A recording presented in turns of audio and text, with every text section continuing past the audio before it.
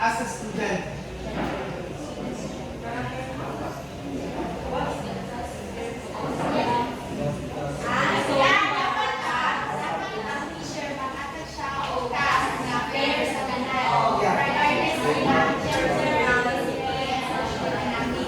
Yes, very good.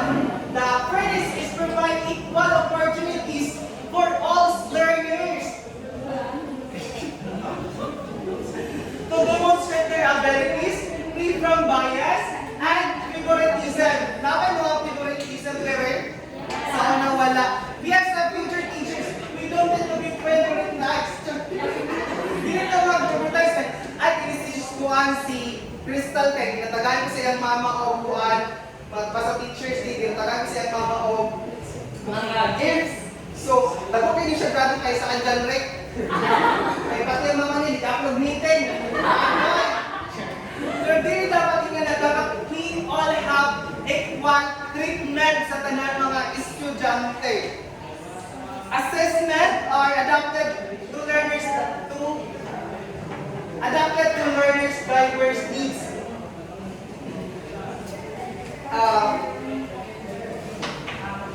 And finish up, gina-evaluate lang kung saan katong ma-comply sa learners. I'll give you here one example.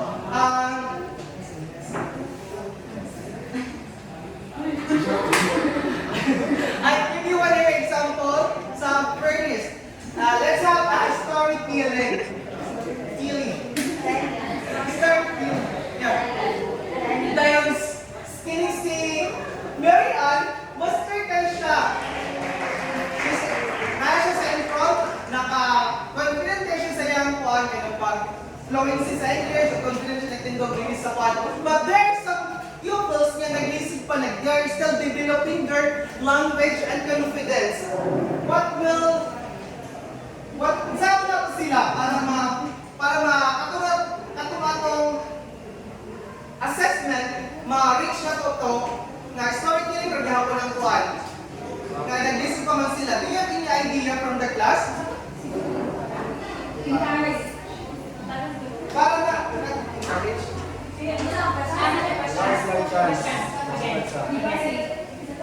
Kasi Mary Ann, lack of confidence yan. Yeah, nag-develop pa sila sa ilang fluency talking English without. So yung question is, kung sa'yo buhaton sa... Kasi buhaton pa nga, lain nga kuhan na para ma-reach mo niya kung itong storytelling na kuhan activity o assessment. Siguro kay kato si Mary Ann kay confident naman siya, so pwede ko na to siya para masulod ang ato ang kaning socialization bitaw ipag-ubay nato siya atong tunay para matabangan niya kasi teacher di naman siya ni magtuturo ka Mary Ann kay na siya confident. So si Mary Ann mag-help naman siya ni teacher para matagaan ko kung chance yung classmates at tuloy na ako siya. Yeah. Pwede na pag ko siya ka-idea na paghanap ko siya mag-guide sa iyong classmates sa nagkulang pa sa lack of confidence. But anyone pag ready, would like to add on. Yes, okay, Christine. Okay, so sa Kahizel is peer collaborate. So mag-collaborate si Mary Ann kung facility niya. So as a teacher po siguro, mag-collaborate sila. Siguro as a teacher, kung pwede po siguro ka sa top student na ito ang pagkanaw is medyo wala siya ingat. To boost at least for her confidence.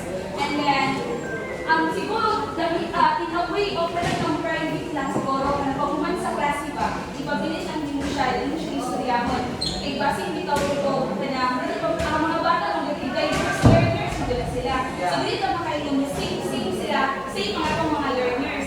That's why, kung makanotice tayo na siguro, kato ang pinaka-maayog na kung na pamaagi or way na din mark na istoryahon na sila in private. Para po yung makasabot siya po, asa din siya nagkulang. And of course, siguro po atong itubak ang family anak. Kaya diba, as a PCE teacher, diba dapat mag-kuwanta na tayo, connection sa family.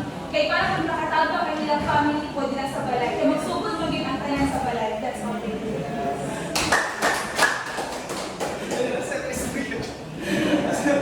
So, sa first assessment kayo storytelling man to sila. Ang pinaka-best way para sa ako lang ha, like, ito siya para kay namin si Miralles, confidence smile. Kasi ako ba, nag-topan siya o ability sa children. Pwede lang mo siya pag-drawing, na-interpret kung sa itong imong drawing sa bata. Tapos si fans, sabi ko, si teacher, mag-daapos si teacher, pwede pa sa teacher, kung sa itong ibati sa bata, for the film sa drawing, magkakita sa drawing na, ano siya, hindi naman siya ka-lito, pero mas naman siya sa drawing. Oh yeah, to express your ideas. The main purpose is to express your ideas in life. Okay. Next page.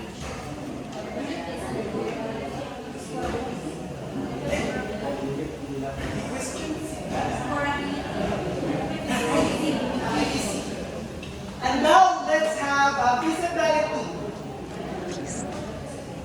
Salute, Jaira.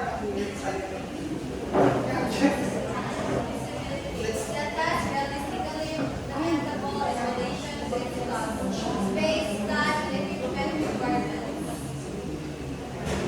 So sa feasibility is na question sa cost, space, time, and equipment requirements here.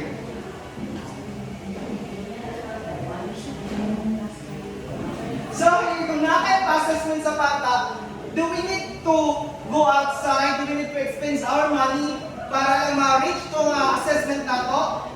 No. Not necessary.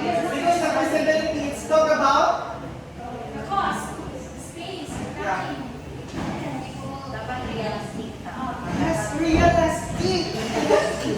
Yes, that assessment should be practical, manageable, and realistic as mentioned ni Ma'am Iza. Implement given unavailable time, resources. So, for example is that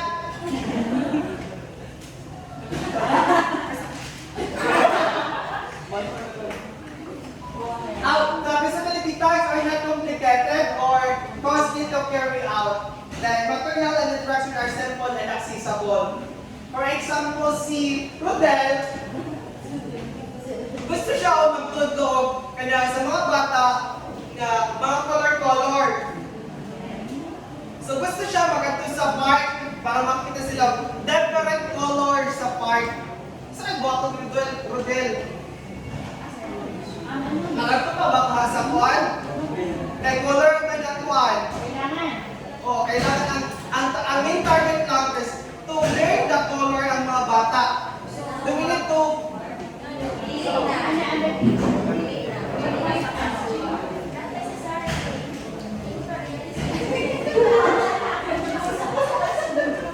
yeah. Okay. Okay, sige, let's hear out what is your opinion. We talk about feasibility and not feasibility. Alright? Yeah. We need to go outside to do the activity. So for me lang for my own insight lang. So maybe for that moment, we need to do like using the imaginative or imaginary na kung saan inyo nga makita sa